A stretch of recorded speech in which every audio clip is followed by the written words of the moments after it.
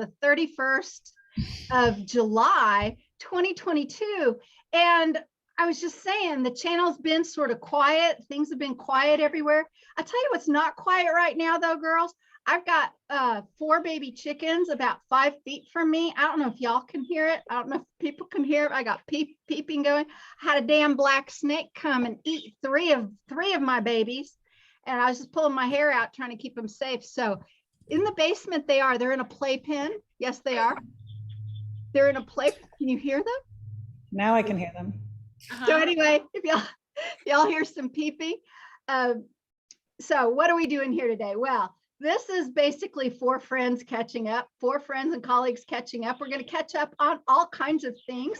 What's going on in life, what's going on in our lives, in the world. Allison was starting to tell me something fun. I'm like, don't tell me till the girls get on, because it sounds so amazing. Want to catch up with everyone, and want to talk though. I'd like to just, can we just go ahead and start with this, because I don't want to try to wedge it in later. I want to talk about the upcoming BQH Beyond Quantum Healing immersion class that is in October. I believe it starts the 7th. Oh gosh, I should have committed that to memory before coming on, but it starts in October. It's a whole full week of activities here in Wichita, and the DD Adair girls are coming. Yay! I was at the studio yesterday, and your aprons are there, and let me just tell you, first of all, Allison, just to say this, 100% open invitation for you to join us in all of this. I kind of think of all, we've had so many shared experiences, us together, that even, the last immersion class, it was like everyone, and we just missed Will and Allison. They just weren't there. So that's the way I'll probably feel about all of them going forward. I just wanted to say that out loud.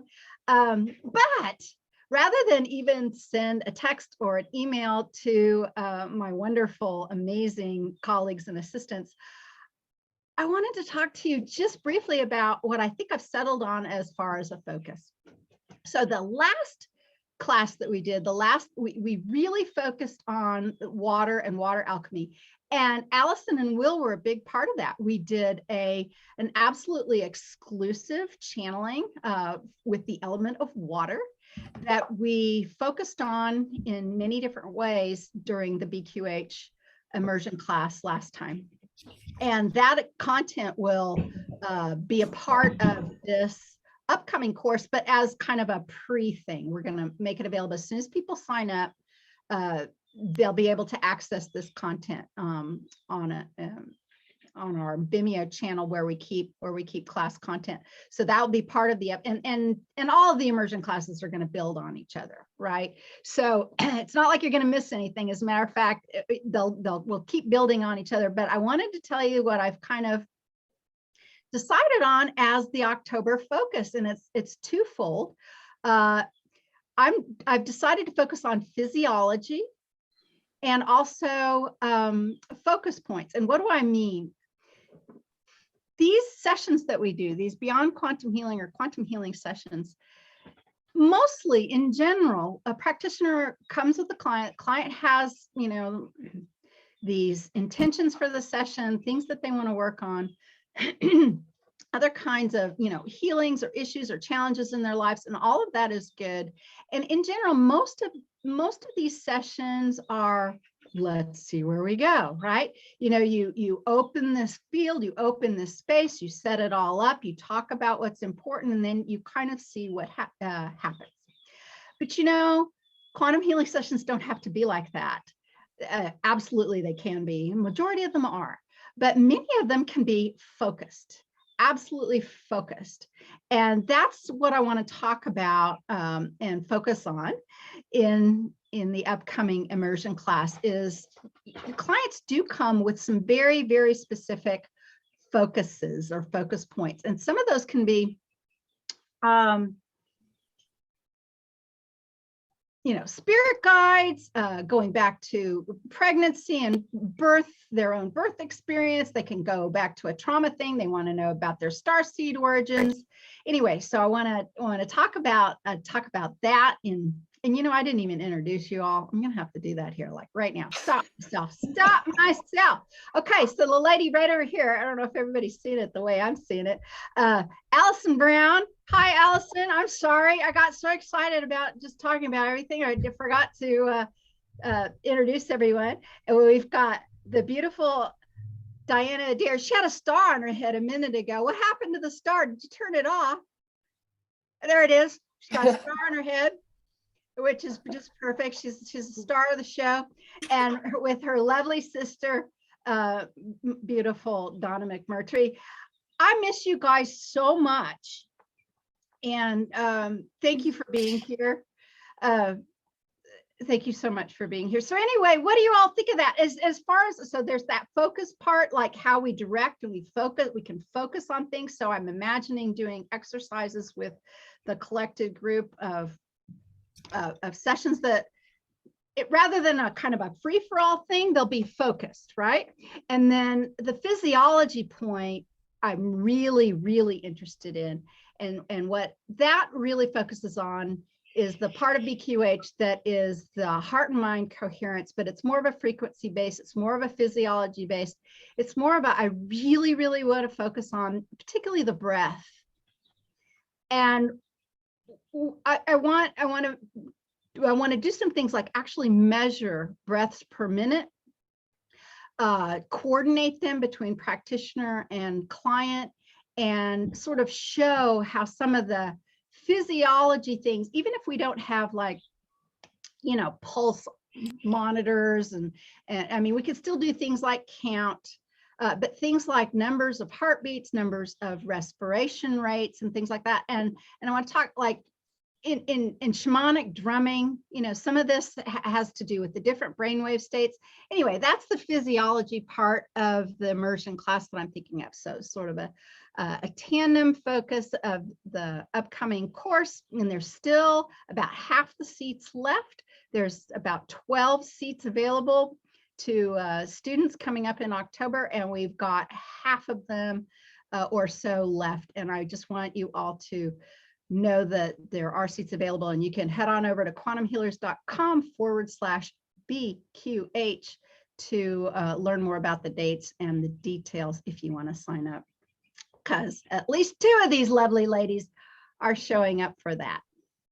Okay, that's we're gonna fire hose.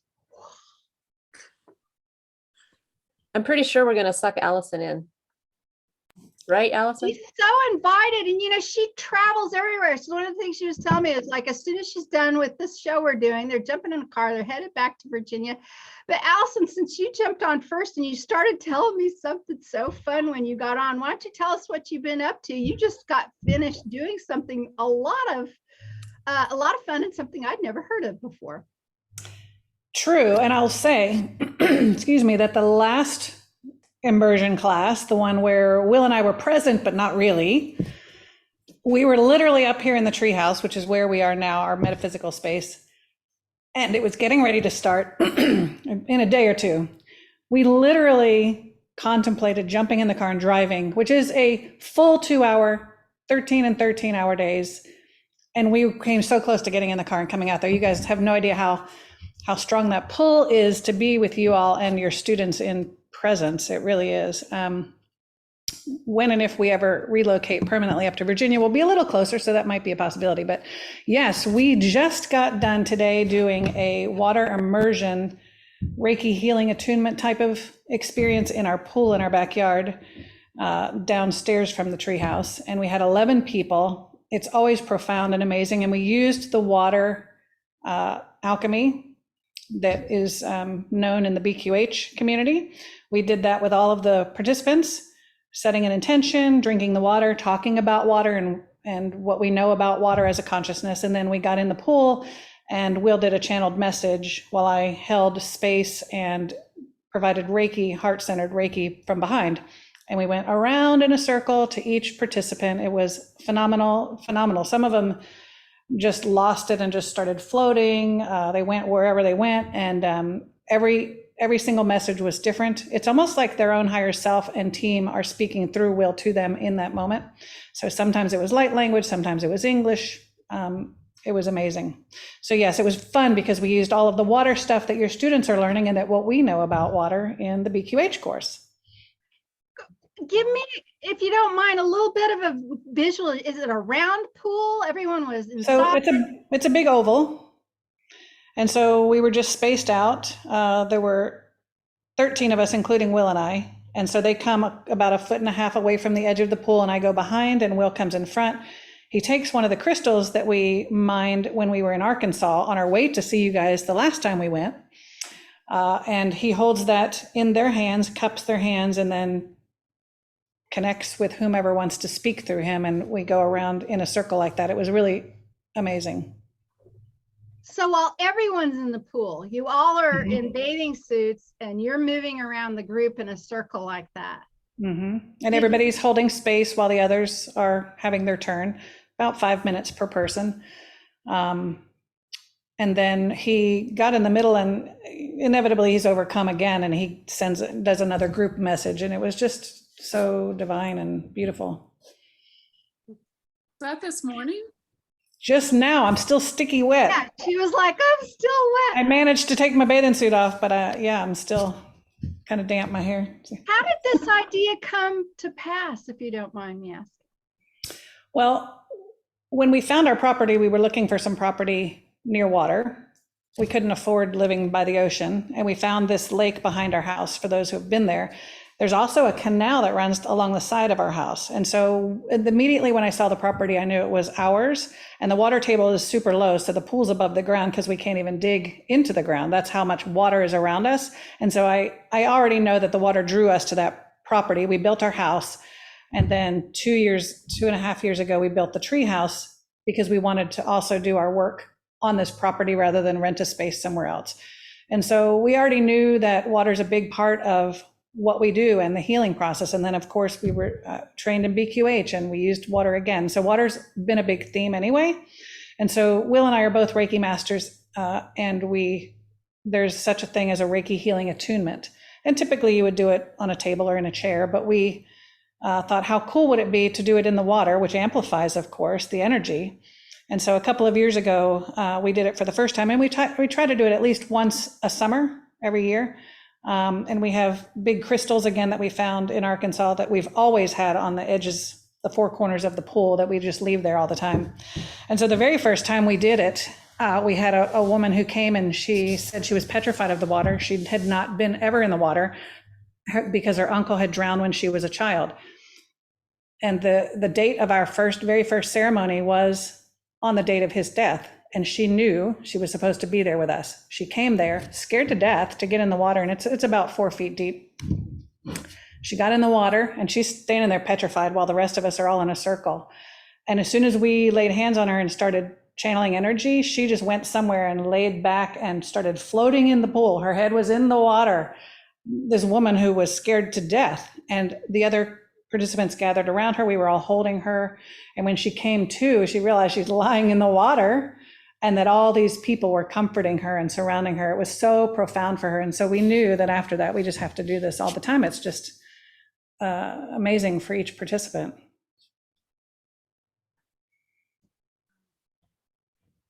Well, that's just amazing. Thank you so much for catching us up. Okay, you two girls down there, DDs, Adairs. I know that you've been traveling and doing other things and staying real busy. Catch us up. What's new with you?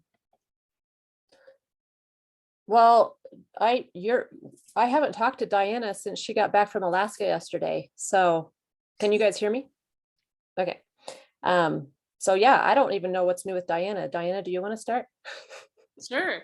But first, I have to tell you, so I think your class came into my dreams this morning, Allison.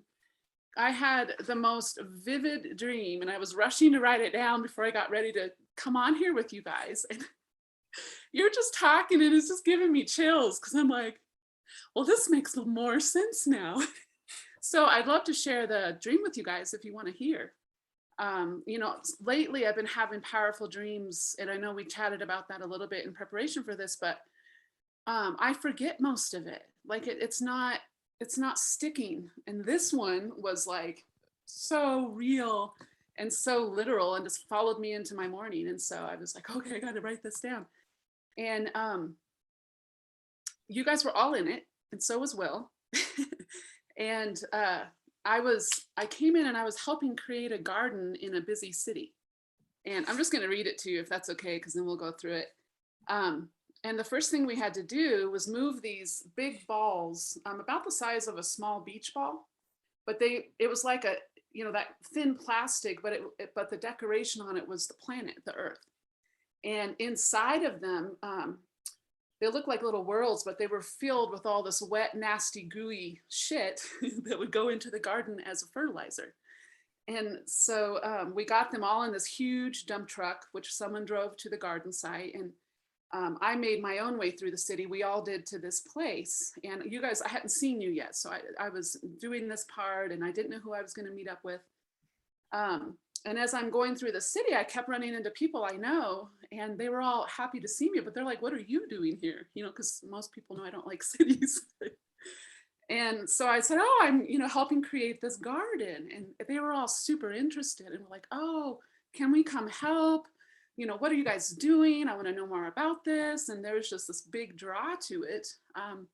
And then our friend Kyle from our Egypt trip I passed like this big movie set. There was like a whole bunch of sets, and he was on break, and was like, oh, hi. And he was so interested. He was like, well, I don't need to go back and finish that movie. That's dumb. So I'm just going to come with you to help make this garden. And so we get to this place, and there's all these city workers in the orange hats milling around and kind of confused because they weren't part of it, but they're like, what's happening here? There's a giant dump truck backing up like in the middle of Times Square up to this curb to dump all these big balls, these little earths full of crap onto the sidewalk. And then about 50 feet away was this big garden.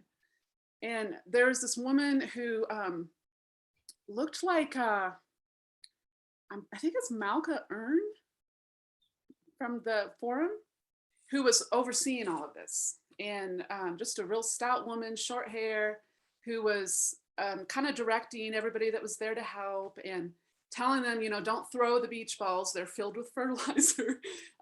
Here's your big shovels, and you have to pick up the ball and carry it over here and put it into the furrow that's already dug by somebody else. And as soon as you do, you just poke the edge of it, and the craps goes into the earth, and the earth immediately starts doing its job of transmuting this to grow everything. And so it was just this, you know, very organized process, and everybody was excited about it. And then somebody called to me and said, hey, you're wanted inside. It's time to start the next installment of this training. And let's see here. And I was like, oh, we're doing a training and for a certification. And I was like, what certification? I didn't know this was a certification process. And so the answer was to start your own garden with others. And so I go up this path, and there's this big old, beautiful Victorian yet modern house. And I go inside, and I see it was a lot of familiar faces. And I'm just wondering now if it's other people from the forum, because it was like I knew them but didn't know them. And Freddie, our sister, was sitting there, and she's like, hey, you're supposed to come sit with me. And I was like, okay. And I'm looking around, and I'm like, what are we doing? And everybody has a little manicure set in front of them. And she's like, well, we're supposed to learn how to give manicures as part of the training to tend the gardens. But she's looking around, and everybody's kind of like, why are we doing this? We already know how to do this. And she said, but we could also just receive, let me see here. This is where you come in, Allison. She said, we can just receive the hands-on download, as Allison Brown calls it. And then we can sign off on this section of the training, since we've already really learned this. And then Allison, you came in, and you were passing out the manicure sets and giving people the option of either learning the process like this or going into the other room for this hands-on download that would then check off this part of the certification. And so we were so excited to see each other. And I was like, well, of course I want to do that. And you were saying how, yeah, that's the best kind of tending, in your opinion, is this hands-on download. And so we were laughing, and we went into the next room, which was like a bedroom. And Candace, you and Donna were in there. And that was like the reunion. Like, we were so happy to see each other. At that point, we're just sitting around catching up, you know. And there was a window with a big porch on it. And Allison, you were sitting on the window seat. And so I sat with you, and Candace and Donna were on the bed, and just talking about this whole organization and how cool it is that more and more people are interested, and, you know, this whole garden, tending your garden process. And it was almost like it's your house, Allison, except for it was a little bit different, but there was that big backyard, a wraparound porch, the pool over there. And this little baby bear comes up on the deck. But it didn't look like a normal baby bear. It looked like, it had almost like a really round head with really round ears, almost bald, with this gray stripe that went down its back amongst the black fur. And so it just was very otherworldly. That didn't look like an earth bear that I've ever seen. And you were like, "Oh, baby bear, come here." You were like, motioning it over. And I was like, "Oh, it's so cute." And then I look out and I look around because I'm like, "Where's mama?" And sure enough, I look to the left, and there's a long deck, and she's starting to come up the stairs. And I'm like, "Allison, the mama's right there, you know." And you were like, "I don't care." I just got back from Alaska in my real life. And so I think that's very present, because I was backpacking, and we were in bear country. And so we were making lots of noise to keep the bears, at a distance. So, that might have influenced that part of the dream. But then it turned in this whole, the mama bear's coming up, the baby bear's coming towards you, you're starting to pet it, but I'm like, this could be dangerous. And so I'm like, back away from the window. And the bear, I tried to close the window, but the baby bear climbs in because it's all curious. I'm like, "What's this?" Like a puppy would be.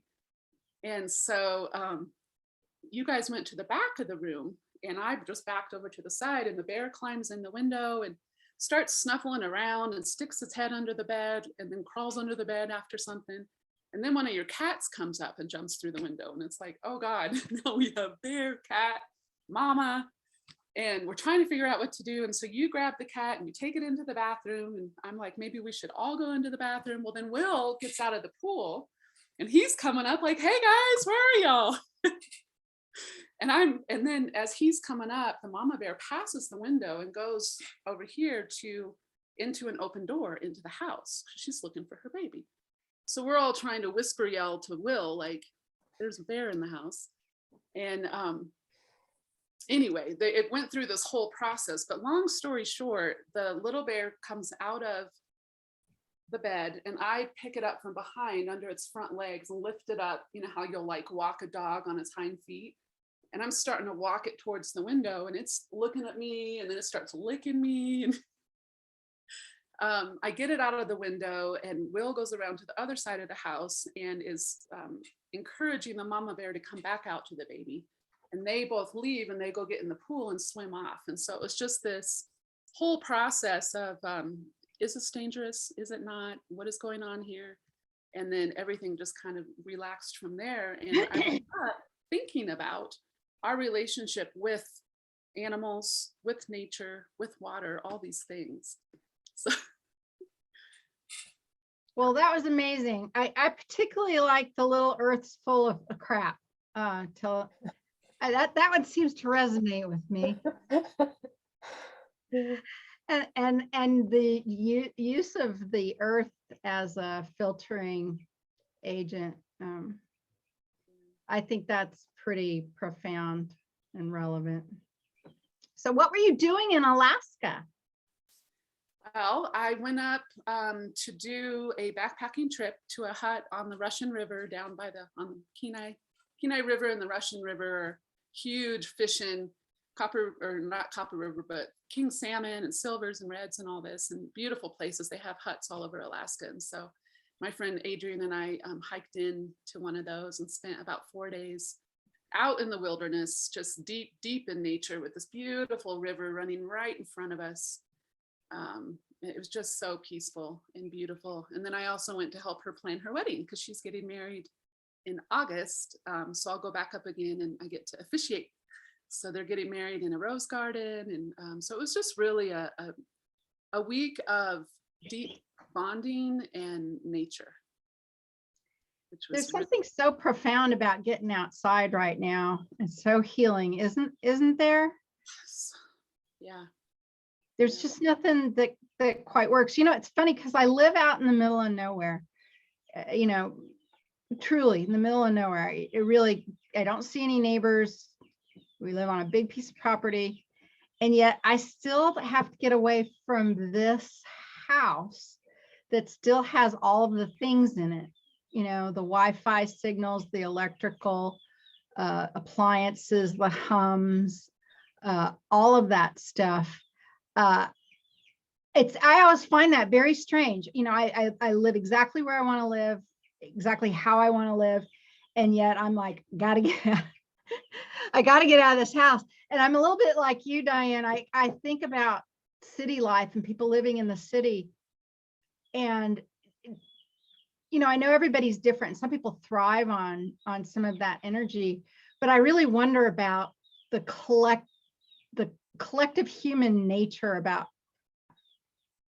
how and what this entire planet has gone through in the last 2.5 years, and how some of that's like some of this energy, it just must be concentrated in the city. It must. There's just no other way around it. And I just know that I'm very, very sensitive to that. And I think a lot about our fellow humans who live in closer quarters, including, my own daughter, who's living in a 9-story high-rise building in a very crowded Japan right now. And it, with her 3 kids and the heat index and all of what life entails for her there, sometimes she'll talk and I know, and I'm blessed that we can even talk, on the phone. Years and years ago, we couldn't do such a thing, talk to somebody that easily and that inexpensively across the planet. So at least we can keep in touch that way. But she'll say something to me and I'll say, well, just a little bit of outside time will help that, with being in such close quarters with her children and homeschooling in a foreign country and all of that. But I really think about the urban experience and how that's affecting not just people who are directly experiencing urban life, but I think it affects all of humanity. And I really wonder about that sometimes. Do y'all think about that at all? Well, yeah, because we're all constantly generating energies, right? And so I think people who are kind of, I see it as stuck, they might not, and that's fine, but stuck in the midst of kind of the hardest parts of the earth right now, which to me is cities. I think it's kind of looping a little bit for them with the energies they're generating and feeling like they have to struggle in. And, us out in nature, my experience has been this summer, is it's so much easier to be at a high frequency, to be resourced, to really just enjoy life and not be in more of the muck of it. So I think about all the time the people, because I know some personally who do feel very stuck in the city, but they don't see a way out right now. And so, whenever they come to mind, I hold space for them and just, send a lot of blessing and a lot of source light and stuff like that. But I think about that all the time. I'm just not sure what other part I can play. I guess I'm waiting for instructions on what other part I can play to kind of help that segment. I had a really interesting conversation when I left Alaska. I flew back to Denver and was just so taken by how much smog there was, how much pollution. I don't know if it's increased or it was that day or what, but it was so noticeable. And I drove through that and then I actually spent the last 2 days of my vacation at a hot springs in remote Colorado. So I went from nature to city to nature. And I haven't been to this hot springs in 3 years, and met a friend there from Canada who, just got let out. They just had the borders open up. And we were sitting in the pools and there was quite a few people there, which was good. It was good to see them busy. And they were most of them were from big cities. A lot of them were from Denver. There was a couple from New Orleans. There was another couple from New York City. And so we had some conversations about what it felt like to them to be there, and just kind of their process. You know, it was so interesting to hear that. And some of them had kids there with them, and so hearing them talk about it, and it seemed like every person that I talked to was hungry for not only connection, but doing their lives differently. And one of the guys in one of the pools, you know, asked the inevitable question, so what do you all do? I'm like, oh, I hate that question, but I have some good answers now. So so when it came to me, you know, and they're all talking about this and that, and you know, what they like about it, what they don't like about it, and what it's been like for them. And I said, well, I play, and he said, you know, how much time do you spend in the real world? That was one of the questions another guy asked, and I was like, I don't spend much time in the real world. You know, it's an access point, it's a jumping off point. And so I talked just a little bit about quantum healing and writing, but I said, I just use this world to connect and then go wherever I want from there. And just shared a little bit about, you know, my world I've created now. And it was so fascinating to have them all like listen and like really listen. And then they start talking about what they really wanted to do with their lives and their dreams and their visions. And I was like, oh my God, it was so cool just sharing a tiny bit about, you know, my weirdness, I call it. And it just sparked this whole thing where everybody then started really getting into what they wanted to create. And just thought that was so cool. That's very true. And what's interesting is, as you guys know, not even a year ago, we felt called to purchase property in Virginia, and it was very unexpected, and we're up in the mountains. And what we're finding is a lot of people are feeling that call. Just today in the pool ceremony, there were 3 of us that were all buying property in that same area. People are feeling drawn to get out in nature and get into the mountains particularly, but because we put a 40-foot RV up on that property so that we can perhaps retire there one day. I've been watching a heck of a lot of RV videos, even though I'm not a camper by nature. The extent of my camping was when I was in the Army and did bivouac, which was forced, not fun. I prefer hotels. But anyway, this RV is super nice, and I've been watching a lot of RV videos. And what I'm finding is that over the past 2.5 years, for reasons we all understand, people have been RVing like crazy and camping like crazy, and all of the national parks have been full. And so it's great. RV sales have skyrocketed right now. They're starting to, I think, take a decline a little bit, but because of the recession or whatever. But people are exploring. So I know people are stuck also, but people are getting out in nature and understanding the importance of it and finding ways to do that with their families. So that's a good thing. Yeah, I get to work this summer. I'm still trying to figure out why I got called to do this, but it's fun. I work 2 days a week at a ranch up here that's farther into the mountains than I am. So, I mean, it's a good hour from anywhere. And it's an RV park and a late 1800s ranch. So there's old cabins to stay in, and people horseback ride, and there's goats and chickens and bunnies and, you know, kitties and cows and horses and donkeys and mules. And it's beautiful. I mean, just the most gorgeous high Rocky Mountain setting that you can imagine. And I get to be there 2 days a week with people that come from all over, other countries even. Yesterday I had a guy book a horseback ride. He's from France. The day before, there was a family from the UK, farmers in the UK, that brought their whole family over and shipped over their truck and RV and are doing a big tour of the US with their kids, as well as all the cities and states around here. So I get to actually see a lot of these people who are doing whatever it takes to get out into nature and make changes in their life.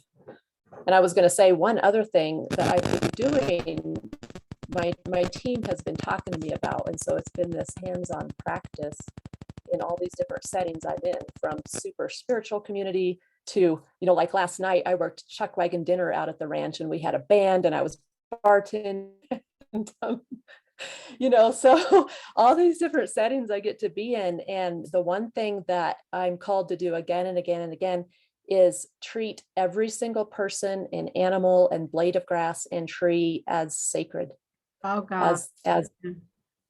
As the sacred expression that they are.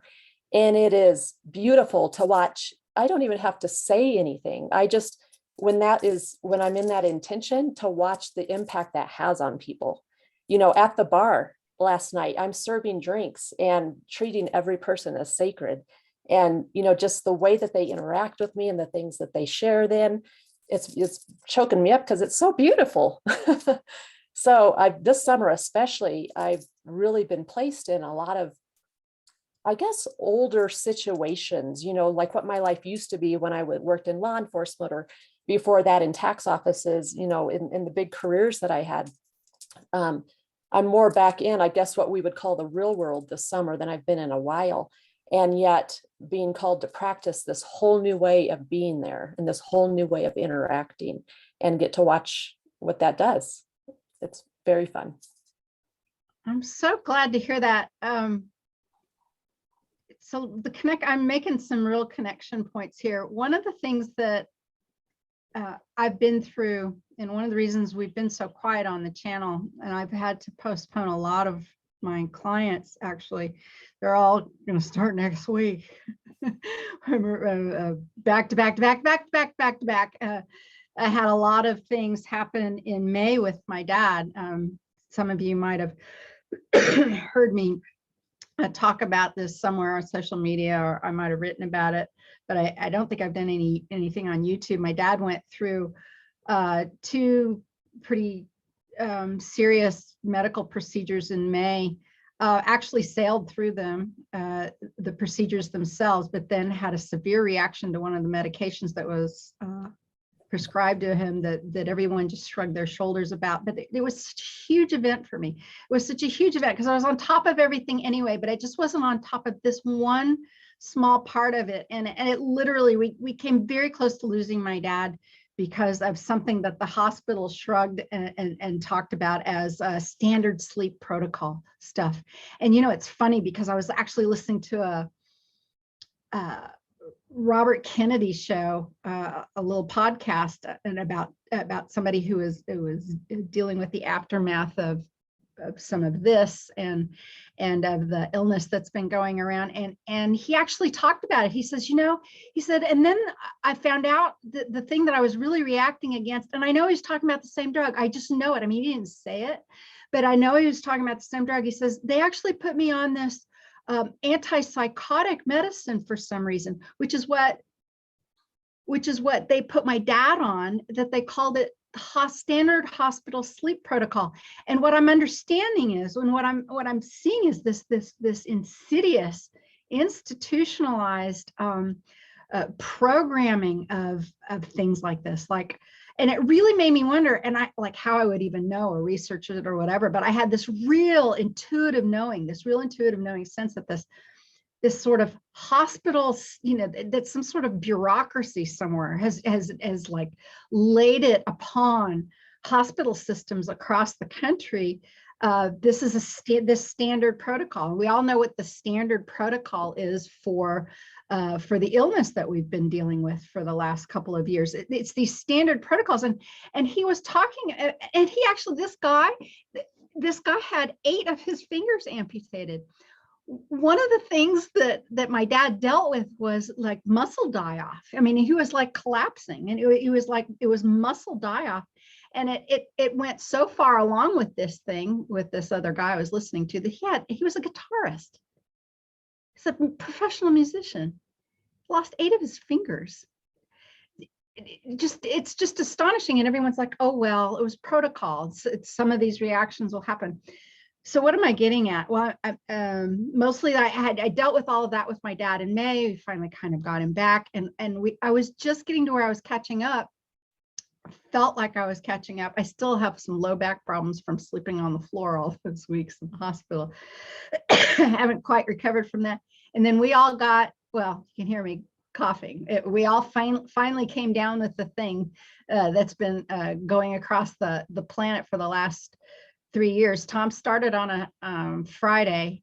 I was watching what was going on. I came down with it on late on a Sunday, and then my dad 2 days later. So all 3 of us, all at the same time, we all had it.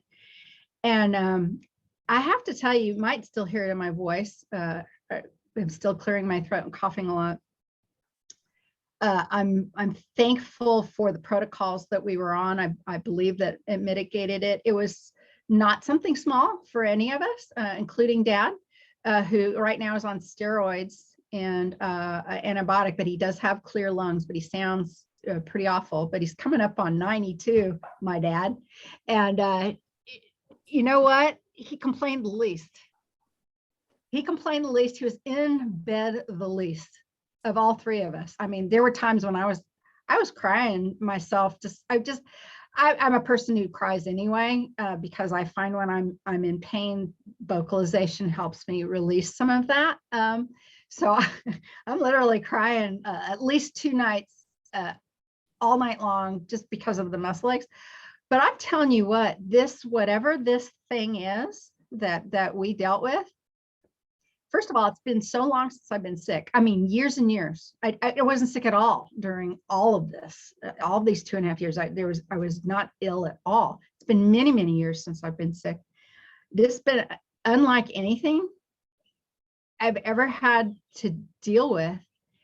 And I'm still dealing with some remnants of it. And a lot of it is, I feel like, some people have called it things like brain fog.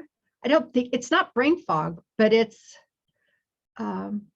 systemically something. It's like a wrench got thrown into my works somehow. I'm moving, I'm getting, but I have some issues with some things like I'm restless, very restless. I'm not used to feeling restless. I find that my concentration level has been shortened. I know that going outside is helpful when I'm able to do that. I'm able to do though, and I started thinking about some other things, conversations that are going on the forum about people like not being able to listen to shows that normally people have been listening to. And I watched, and some people are like, yeah, I can't pay attention to anything. I can't, and I click on some of the things, respected colleagues or, people who are doing this kind of work. And I've been pondering my own reaction to some of it. Just like, I don't want to listen to this. I can't hear about this. I don't want to listen to it. And I've been trying to figure out a little bit like why. And some of what you're talking about, Donna, is really resonating with me. I think that some of me trying to figure out why is one of the reasons I wanted us to all get together here. But I'm really focusing on what you're talking about, the sacred in everything, the small sacred in just everything, in walking outside, in seeing a cloud go by, in picking a cucumber off the vine, in opening up the door for the dog to come in and out. I think there's been some sort of worldwide, and I don't want to sound negative because God, I'm just not a negative person, but I think it's actually true. I think there's been like an attack on the sacred. And I don't think it does us a great service to deny that that's happening. It doesn't take much of paying attention to what's going on in culture to see some things that have been universally regarded as profane by humans are somehow finding niches of acceptability. And in this, and I'm going to spell this word out because I think this connects with it. There's at least a couple of people that I know that you all know. One is in our own quantum healers community, Tina Dodds. She's had some of her work that she's put on YouTube removed, even something that was unlisted removed. And she believes it's because she said this phrase. So I'm not going to say the phrase, but I'm going to spell it out. The first word is G-O-D, and the second word is G-E-N-E. And our friend and colleague Patricia Corey just wrote a book about exactly that. And she was this close to releasing that book. And and intuition and some, well, some, you know, some sense of trying to remain stable and alive in this world, kept her from releasing that book that talked about the hijacking of that thing. So I think all of these things are connected somehow. I think the work that we do is still really, really important. And what I'm really loving doing is, when we're done here, I'm going to take myself downtown. I'm going to take some books. I'm going to go to the art museum downtown. They have a book depository that you can donate some. And I've got some, well, let's just say lots and lots of art books and books that I, you know, it's probably time to do some clearing of some shelves, and I'm going to take myself down there. But I'm finding that connecting to some of these small moments, these small sacred moments are really what's important. It's almost less important than a bunch of pontificating over these larger sort of concepts, right? It's the actual direct connections and keeping the sacred alive by living these human lives without our heads removed, and doing these very normal human things, these connected things. I think it's just so important right now. That may have been a long ramble, but there you have it. You know, Candace, when I had the illness that you're just coming out of, it was very early on. And I did the same thing. I wanted to know why, because I absolutely positively believe that everything serves us. And so whether I want to term it positive or negative, good or bad, you know, I was looking for, okay, how does this serve us? Because I know it does. And so then I, you know, I think it was the archangels, or I forget who, I kind of did a channeling and, you know, told me exactly how this served me, and how it, you know, other ways it's serving other people. But yeah, when you talk about finding the sacred, on the subject of finding the sacred and reconnecting, you know, to the source of who we really all are, in whatever way we can do that. I just think about, there's a positive and a negative pole to absolutely everything. There just is. And I think what happens is we get so fixated on the negative pole of things, on the negative expressions of things, on the distractions of it. And I am just putting all of my energy and all of my focus into, how does this serve us? You know, while being aware of people that aren't doing that, and being aware of people that are struggling, and being aware of the hardships that it's causing for people. It's just what I'm being called to do, is put all of my energy into the positive poles and how everything is serving us right now. And I love that you said, going back to almost the main mundane, the simple things, I mean, chop wood, carry water. That's been my whole summer. And there's something, I don't know yet what that's all about, but it's the strongest pull right now, is to go back to the simplicity and the mundane and the human, just, are we being human? How are we showing up as humans in this world? Sacred humans. I think that's beautiful. There was a discussion on our forum that really, really struck me.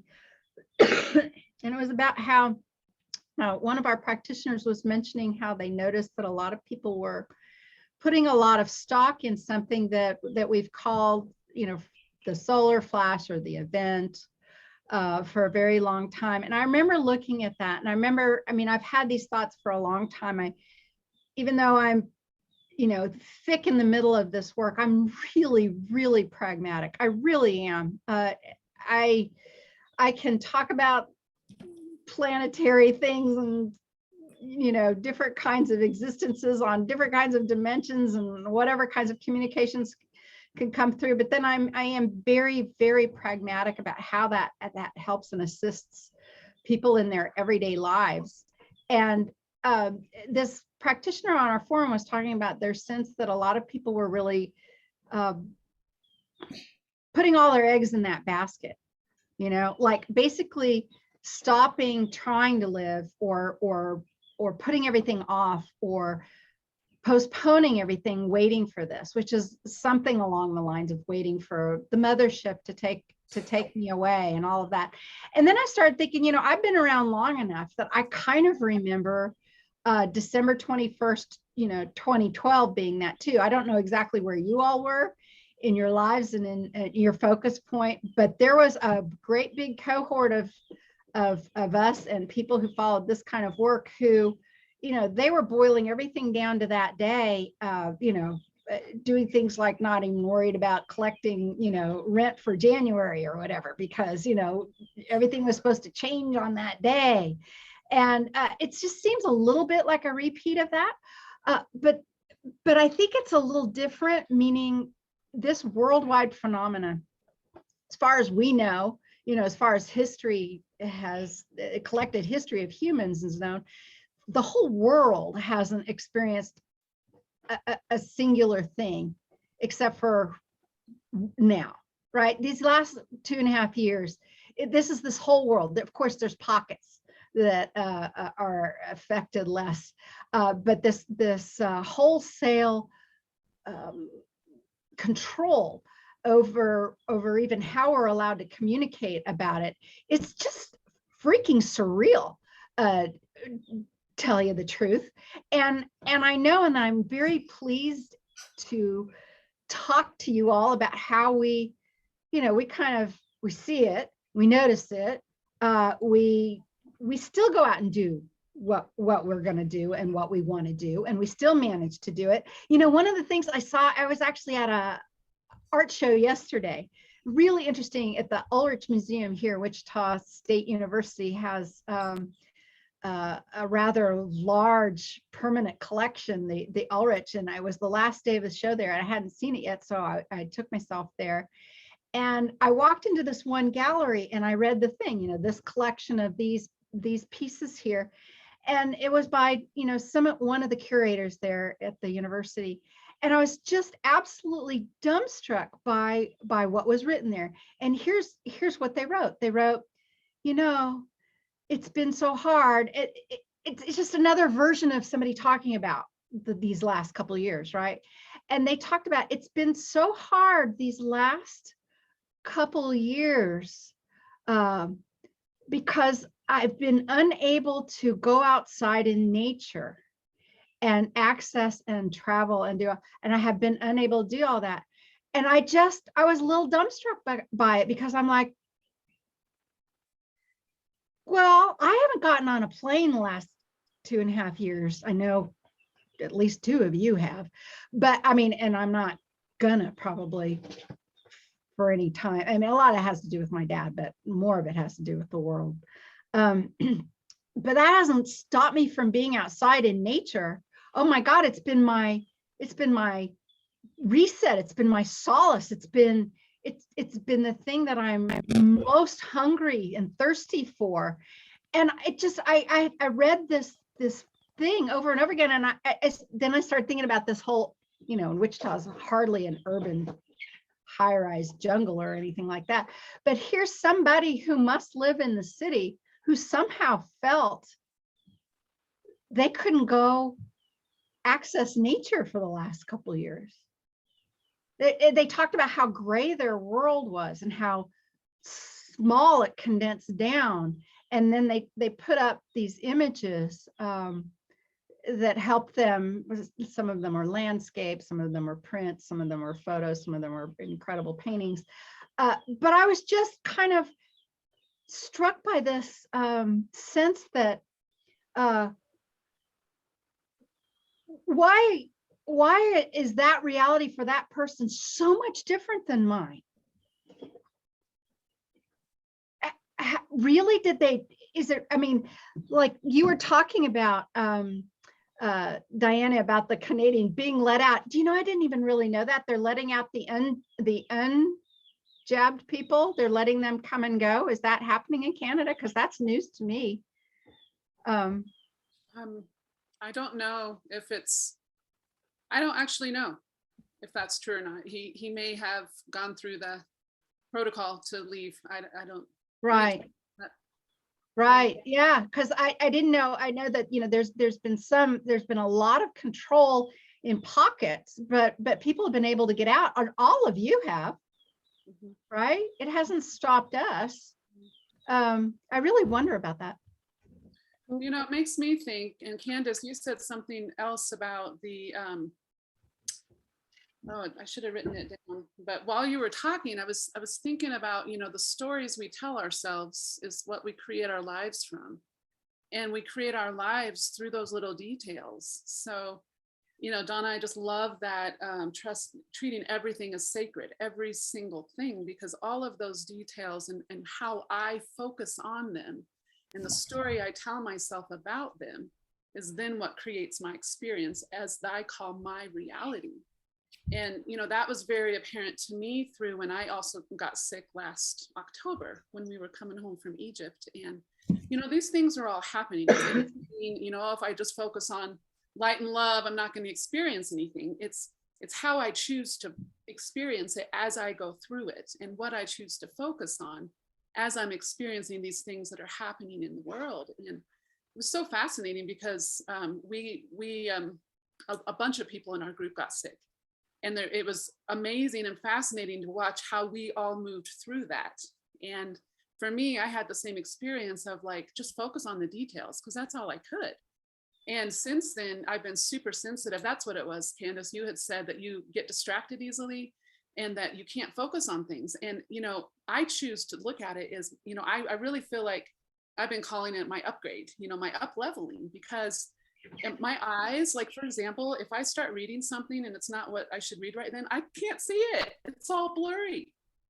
And other times my vision's amazing. And my ears, same thing. If I try to listen to something, whether it's music or a podcast or TV, well, I don't watch TV, but shows, I just can't, it's not computing. So it's these basic sensory things that is so literal. If nope, that's not for me right now. Or if I'm having a conversation with somebody and it's, sometimes I'll just want to walk away because I'm I don't care at all about this. It may not be the appropriate thing, so I don't always do that, but it's just so immediate, which is more enhanced for me. And so I just really think now more than ever, I've been paying attention to what am I focusing on about this experience? And I get to choose that. And so then I take away from it whatever I want to, if I'm consciously choosing my focus in it, if that makes sense. I love that. I love that about being more sensitive. It's something else is happening for me right now too, is I'm suddenly absolutely distracted by this will be funny for you, little tiny house lady, clutter. I'm suddenly throwing all kinds of stuff out. I want the space more than the stuff. And there's stuff that I'm even putting in boxes and sort of sending on its way that I may not have even a few weeks ago. Things that not because, we edit things, right? What's this worth to me? Or, how valuable is this to me or whatever. And what I'm finding just absolutely fascinating is I'm putting things in the giveaway pile that still have quite a bit of personal sentiment to and or value. And I'm still putting it in the giveaway pile. I want the space and the breadth and the more than I want the thing. And I'm watching myself move while I'm doing all of this, and sort of fascinated by it. And I'm also pulling stuff out that I haven't pulled out in a while. A lot of it has to do with art, which I also find kind of funny because as an artist, even when I was kind of shifting away from some of my art into some of my more metaphysical work, there was part of me that's all I'm doing is collecting this art and putting it in piles. So I know that there's a little bit of a contradiction there about creating these physical things. I actually been thinking about you two Donna and Diana and some of the things that you took with you from the farm, some of the frames and spaces, things that you're creating. But Candace, that's fascinating. I want to use that as a segue into a client that I had, because this idea of getting rid of is also another way of creating the sacred. And this all ties in, as you were talking about how the outer world sometimes seems to make profane what used to be sacred. I think it's causing us to redefine or rediscover the sacred in our own world and our own lives and right in our circle. And so part of that is clearing or purging or getting rid of things or paring down to those things that you consider the most sacred. And so I had a client who, one of her questions was, why do I hoard? Where's this coming from? And I won't get into that part about where it came from, but what her higher self said was that all of those things that you have in your home are energetic and they all have their own vibration, and it's overwhelming, especially to those who consider themselves to be an empath. And so it's causing the anxiety that she also had. And so the higher self, rather than saying, oh, throw it all out or get rid of it, or making her feel bad, of course, because the higher self would never do that, it was more about looking at each piece, each item, each thing as a beautiful frequency. And does it resonate with you? Is it a frequency that you need to keep? You know, look through each thing, talk to each thing, and it will tell you whether it's time to move on to its next owner, its next life, or whether it needs to stay with you. And it was such a beautiful way of re-looking at it, rather than making her feel bad about it or making her feel like she's not a good person or she doesn't have self-control or whatever. And so understanding those things as a frequency and as a sacred thing, I thought was just so profound. And it was a lesson for me as well, because I'm not a hoarder, but I have a lot of things that I have clutter. I mean, that could, and I'm feeling the need to pare down too in preparation for an eventual, retirement and move. So yeah, I like that, how that all tied together. I think about this a lot. My parents lived through the Depression. So I'm not a child of the Depression, but I'm a child of parents who were. And I mean, right now, I can even see it right now. My mother used to have this giant drawer in the kitchen where she saved every little piece of, it wasn't aluminum back then, it was actually tin foil. She saved every scrap of tin foil, every twist tie that came off of a bread bag.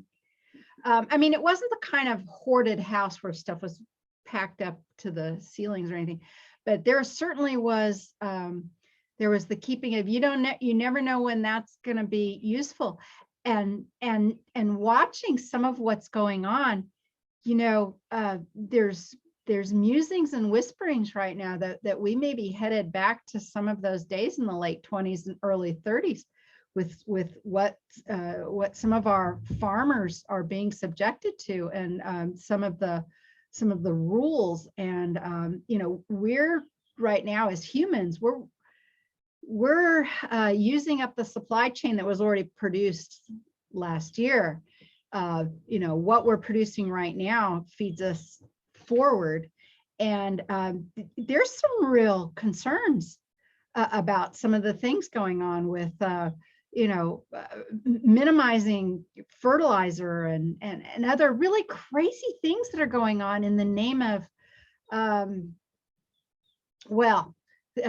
lofty ideals that may or may not actually be something that we need to focus on for the benefit of the majority of the humans on the planet. I think it's sometimes hard in the face of some of those giant things to to feel the small and sacred in the smaller acts, when there are these looming giant problems, and they are, again, it's only one generation removed. I mean, I got my peeping chickens over there in part to keep us in eggs in case we really, really need to depend on those, you know? And so there's a part of that frequency, Allison, and when you're talking about, you know, that frequency, that I know that it's a carryover from my parents. I absolutely know it is. I can look right at it and know that it's not directly mine, but the echoes of it and some of the ways that it came down last time, that, you know, that's happening out in the world right now. And again, you know, I never want to be focusing on the negative. I like always to focus on the positive, but to deny some of what's going on, I think that's a real folly as well. I love our oldest sister's husband has a really great term anytime his kids or his he's a sensei in a dojo and they come to him with his problems, and he'll listen to them and say, you know, yes, that sounds difficult, and yes, that's happening. Now what?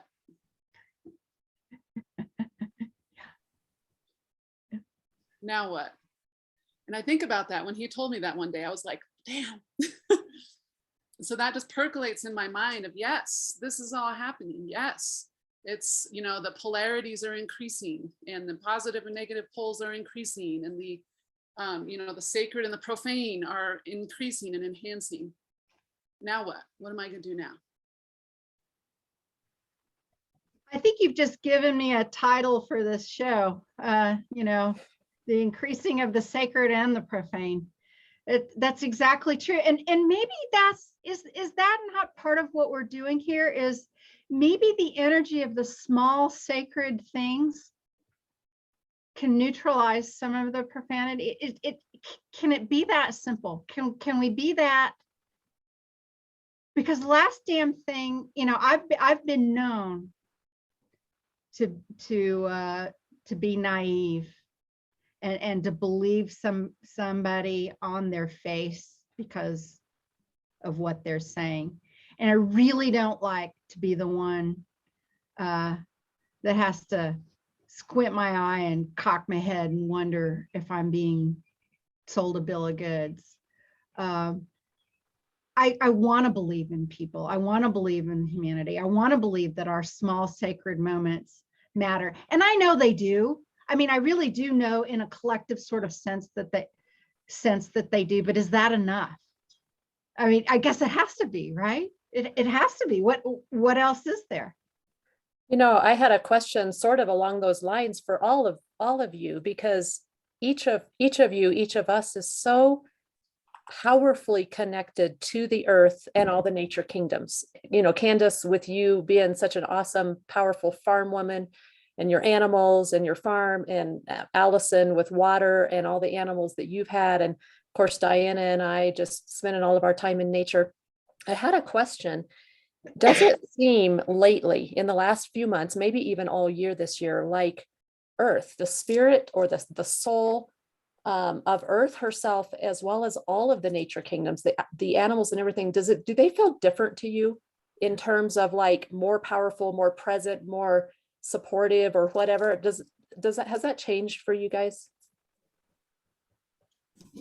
It has for me, and I don't know if it was just unique to me because I'm noticing and paying attention and being in love more with nature.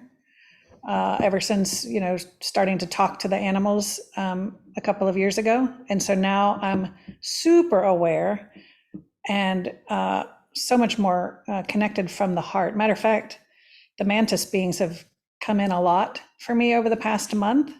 And yesterday we parked at the beach and I got out of the car and looked at the car next to me, and there was a little baby praying mantis on the windshield. I have not seen a real live praying mantis since I was a kid, I think. They're just not in my yard and I don't see them. But I started talking to this one because I've been connected with the other mantis beings, and you know how their head is just so bizarre, right? It's this triangle thing, and it turned its head with its big eyes, and this was a baby one, and it looked at me, and I started talking. I knew it was looking at me specifically, and it was talking to me, and as I talked, it started bouncing, and it looked like it was dancing, and like, oh yay, you see me and you're talking to me. It was the craziest thing. So in that respect, I'm paying more attention and I'm making those connections. And I don't know, maybe it's unique to me, or maybe it is changing worldwide. I don't know. What do y'all think?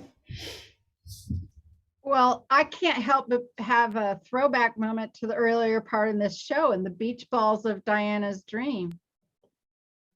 If everybody has the earth in it, and there's inside is all of the crap, the fertilizer, there's something very profound about what you said there.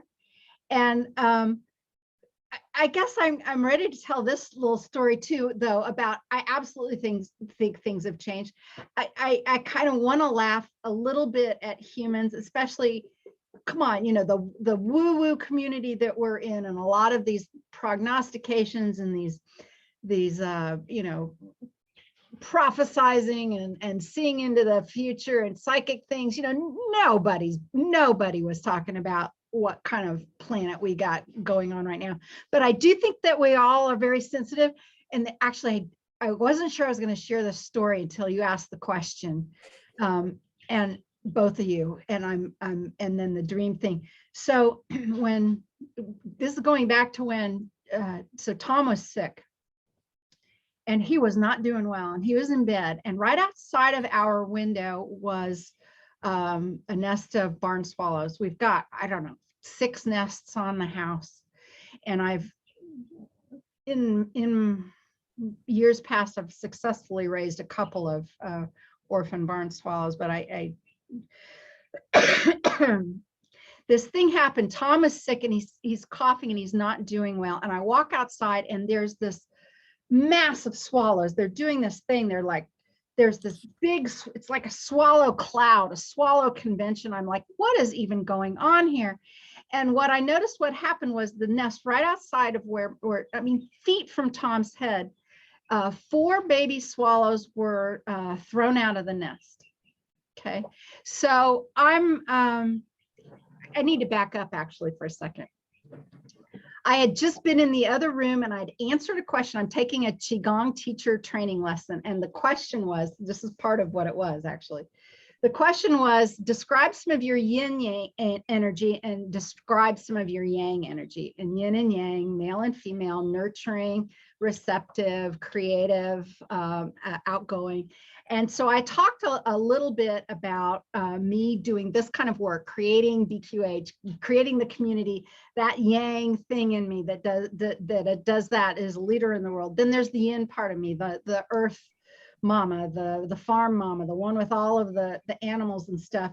And then I said something about the yin energy, and I said, I've been known to be completely captured by small animals in need. And do you know, as soon as I wrote that sentence, I looked at that sentence and it freaking scared me.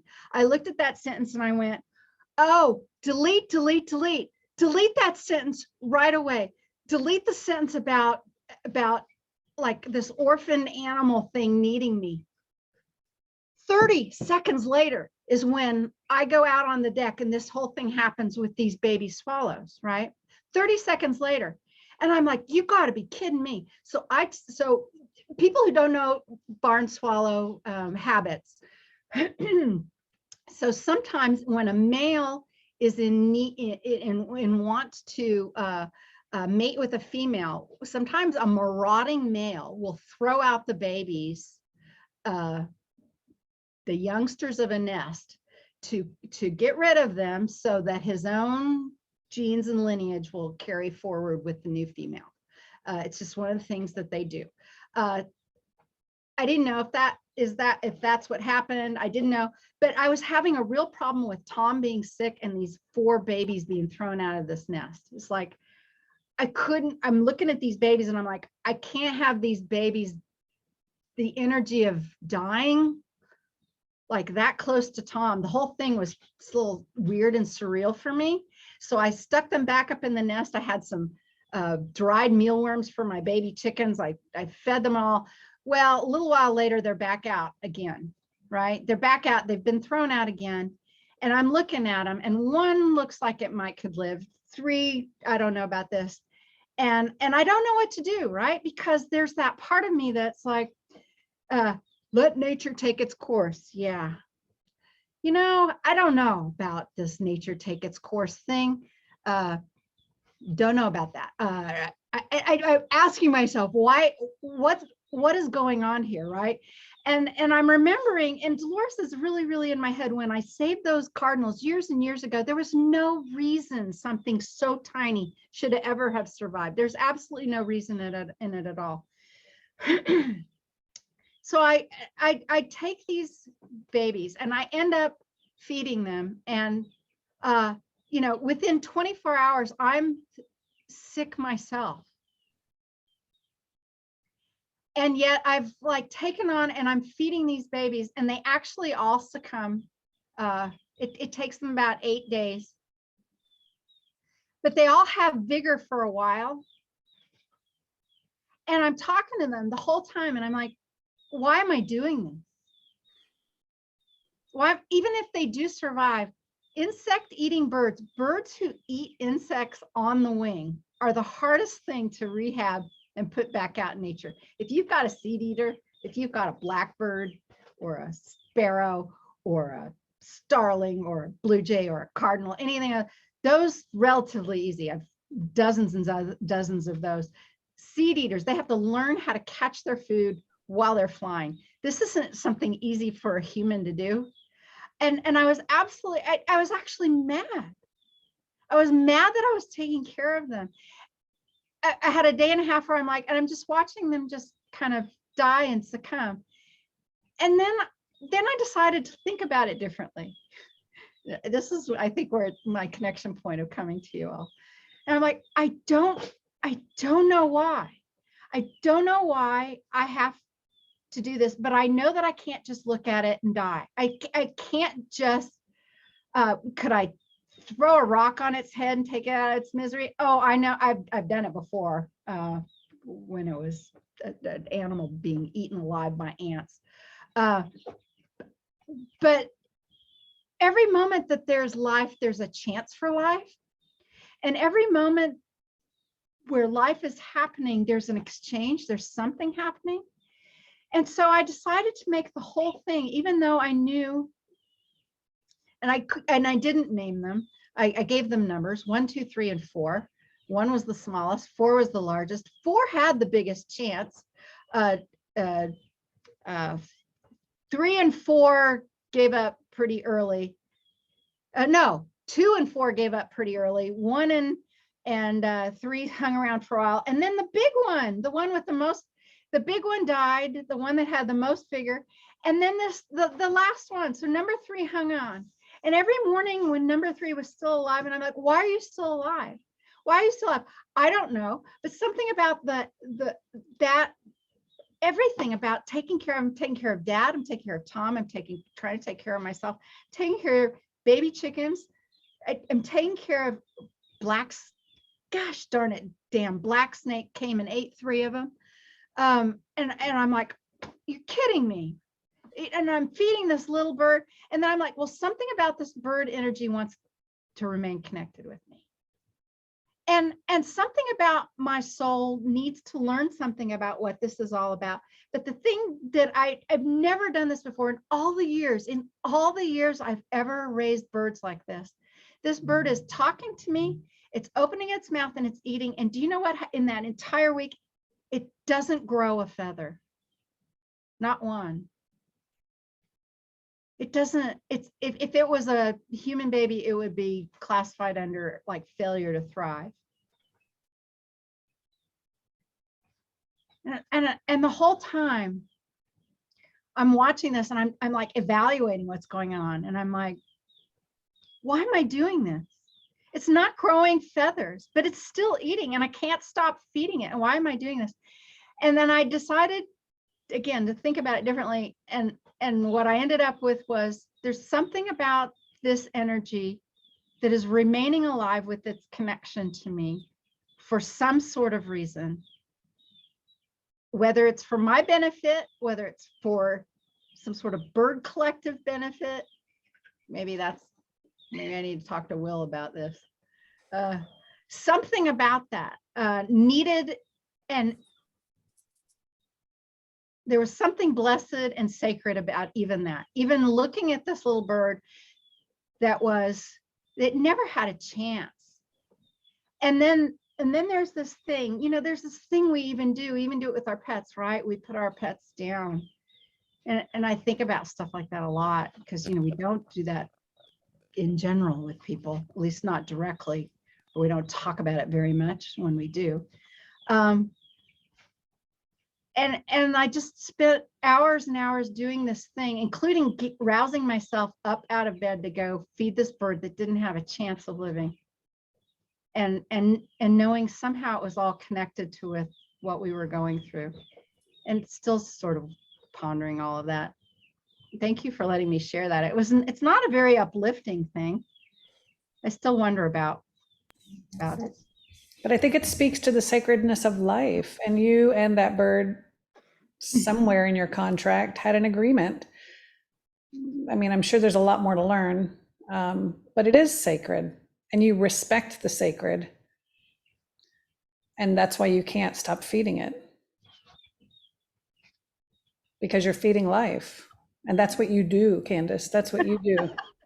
You feed life. You feed all of us. You feed your forum people. You feed your clients. You feed your family. You feed the animals. That's why they come to you. Your animals told us that. Thank It's a you. beautiful, beautiful thing. And I think it's this, Diane, your dream it's mulling over in my mind as we talk, but I love that, like you said, Candace, the shit of the world, we are supposed to turn that into fertilizer for this new world, right? So that is exactly, I mean, that's it in a nutshell, what we're supposed to do. And so to do that, we have to, like you said, Candace, look at the shit, know what it is, and then know how to convert that into fertilizer and let things blossom in that. And so, yeah, that's our role. Well, and I just love, Candace, how you are sharing mid-process, that this is happening right now. It's not resolved. I don't have the answer yet. And I think there's so much value in sharing that sometimes as we process through things and as we learn them. Because I know for me, it's really easy to not want to talk about stuff until I've, resolved the thing and I have a big, wonderful thing to say about it.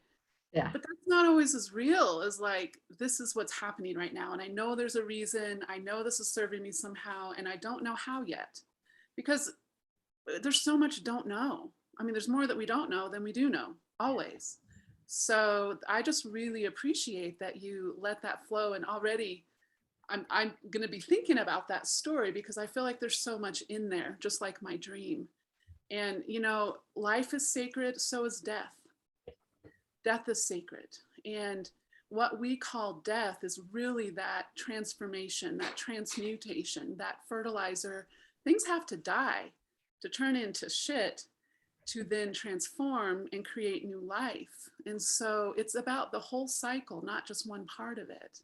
And wow, that's beautiful. In that story. Thank you for reminding us. That's what your book was about, your most recent book. You're right. Thank you for that reminder. We often forget that. Well, it's what we do, right? With clients like quantum healing, Dolores Cannon, QHHT, resolving the trauma was so often initially going back into the other lifetime, going through the death process, understanding, putting in place, releasing the trauma, receiving the healing. I mean, it is such an integral part of it. That I need to remind myself because I'm also heavily programmed to resist it and fear it, as we all are. Yeah. So it's. Oh. Well, it's a great kind of full circle moment. I will sort of mention that I have this sense. It's something else I want to talk about in the immersion class coming up in October. But I have this real sense of, they call it the 100 monkey phenomena. I have some sort of sense, I don't even really have words for it quite yet, but I think this whole, if you want to call it the regression experience, it started out in spits and sputters, and then it picked up momentum, and then it just sort of seemed like a fire hose for a while. And I think we're coming to some sort of leveling up or shift or change or something. I just have a real sense, and that doesn't mean that there aren't one-offs and that people aren't coming to this work. You know, some people still don't know what the heck it is that we do, why we do it, what even a past life regression is. I get that. But I think enough of us have done this kind of work, and especially have gone through what we've gone through in this last couple of years. And I think we're in this big tumultuous recycling thing with the detritus of culture and some of the things that we're getting rid of, things that don't work anymore. But I think also in this other way that we're working, you know, I think there's some refinement going on, and I think that there is a 100 monkey effect of something that we don't even know quite what it is yet, but it seems like we're on the precipice of it. And I don't exactly know if it's something that is something that needs to be focused upon, or like some sort of effort needs to happen, or if it's simply something that it seems like that we're waiting for. But it sure feels, I think it's a little bit like, you know, the question about have all the realms seem a little different, right? I think that's part and parcel of that. I think this realm also is on this, it's ready for a shift, and not a small one. I think a relatively large one. Maybe it has something to do, Diana, with what you're talking about how sensitive we all are to that sort of thing. What do y'all think? As we look forward into the future, I know I kept you for an hour and a half, so let's try to wrap it up here. Let's try to kind of look forward in a positive way to what's around the corner, what's in front of us. What do y'all think? Well, I have maybe a literal example of that. I've noticed literal changes in nature everywhere I go. So I've been in a lot of different parts of nature, in different states and whatnot. And in Alaska, the foliage is changing. The things that are growing are changing. They're seeing flowers they haven't seen before. The temperature ranges are super different. And to Valley View, the wonderful hot springs I love up in the mountains in Colorado, there's pools spread all over the mountainside, and you can walk on paths between them. And there's the 3 upper pools, which are like a 15-20 minute hike up the mountain. And they're usually the coolest ones. Like, I've been going here for 20 years. I talk to people who've been going there longer. They're always, you know, 88 to 95, 98 if you're lucky. They were 106, 103, 102, hot for the first time in the known history of this place that has been there for like 60 or 80 years. They went back in their records. They don't know what's happening, but everybody's talking about it. And there's different things growing up there, and there's different bacteria in the water. The friend I was with is a hydrologist, hydrogeologist or whatever, and he's been taking samples of all of this, finding new and different things in there. And my friend who works there had told me that she was the first day she went to work, when she got the job there, and she was done with her day and was soaking in the pools, and there was this random older man from Crestone right down the road, which is a real UFO hotspot. He told her, he's like, "Did you know the dragons are awakening?" And she's like, "What?" And because she's really into dragons, but she's like, "Yeah, you know, he's probably just saying all this woo-woo stuff or whatever." But he starts talking about why these are the compositions of these things are changing. And it's because a lot of these mountains are actually slumbering dragons, but in our dimension, they're mountains. But all these changes are happening in the earth because those beings, those animals, you know, fairies, whatever, all the different things live in a higher dimension than us. And so they're starting to come together.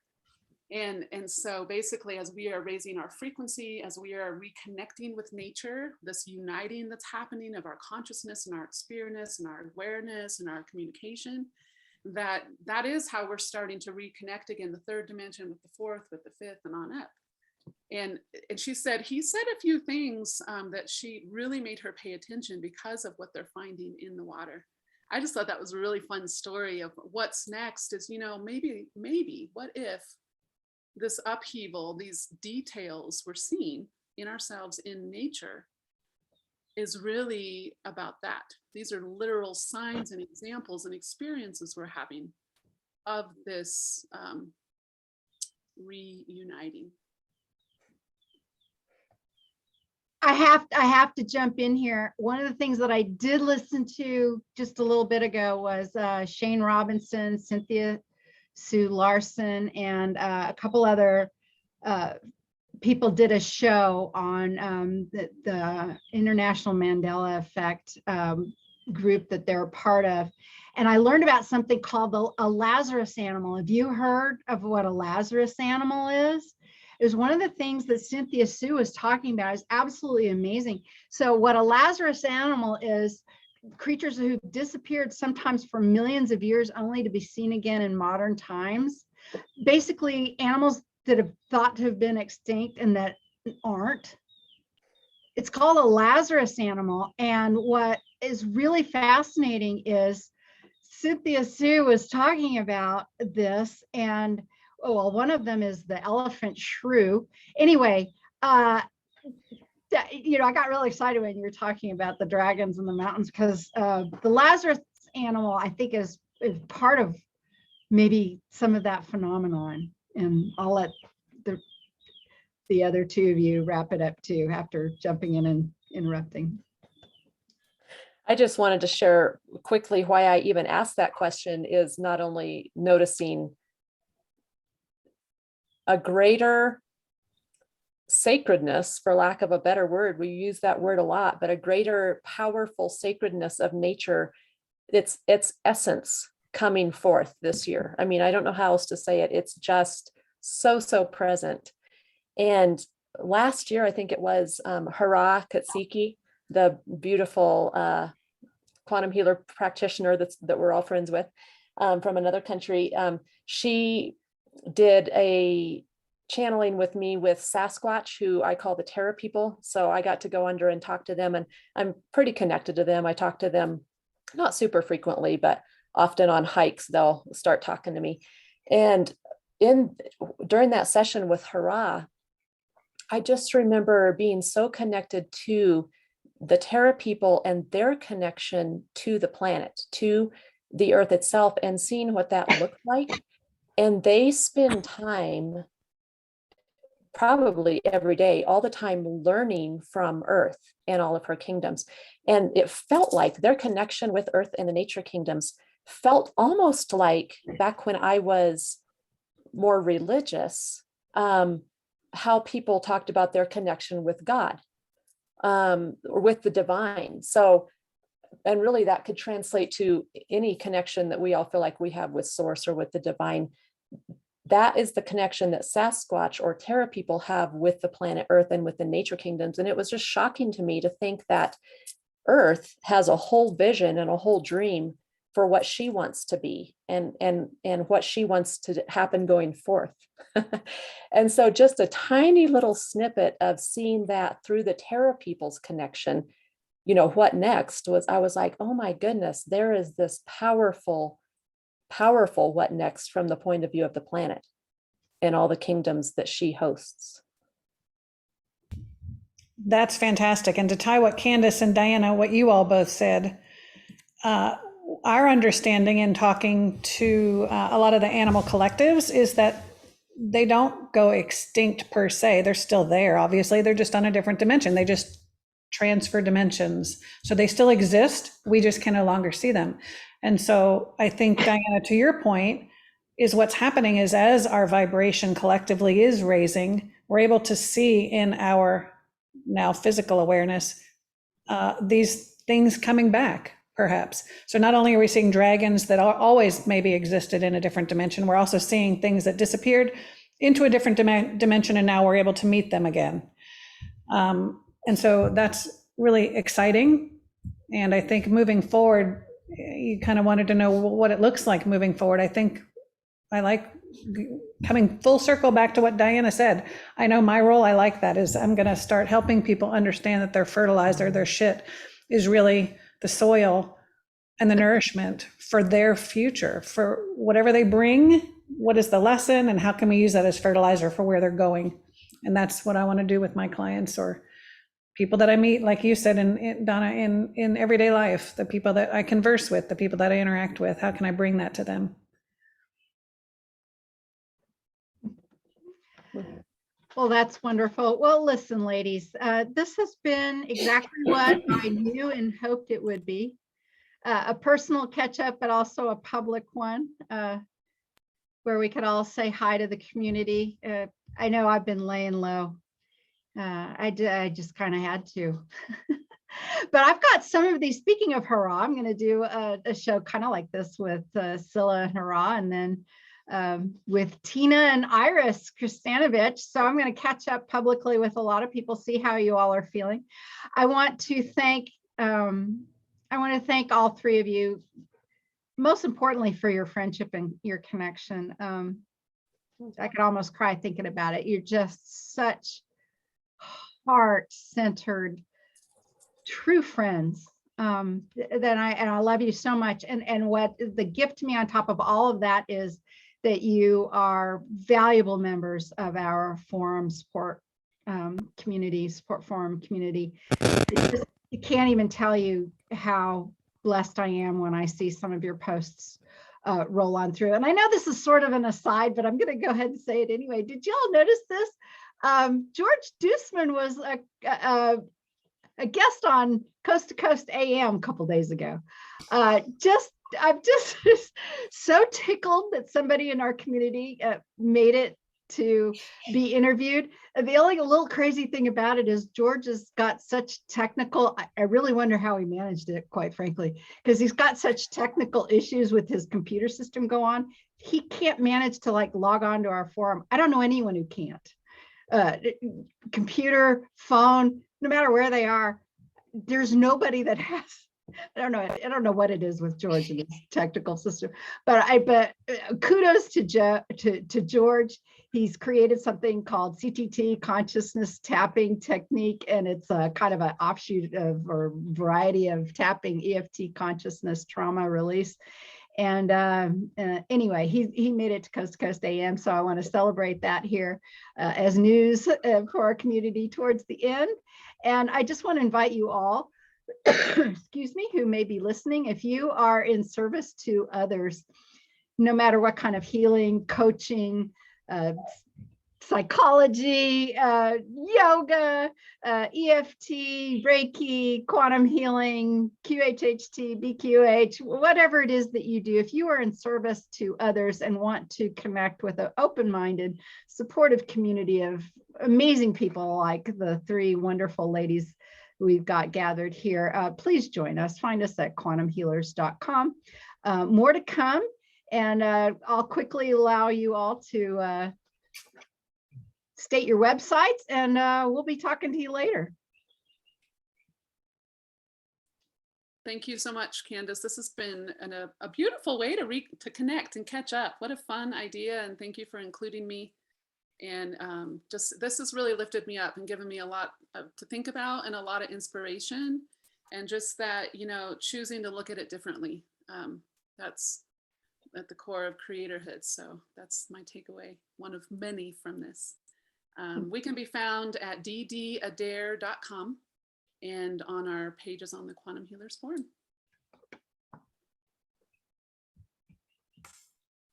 Didn't know if you wanted to say something, Donna. No, Diana covered it. I'm thrilled as always to be in connection with you guys.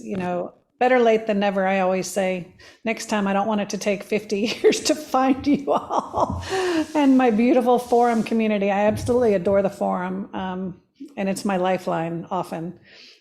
We can be found, Will and I do a lot of teamwork, palmandlotus.com, and shoot us an email anytime through that contact form. We'd be happy to talk to people of like mind.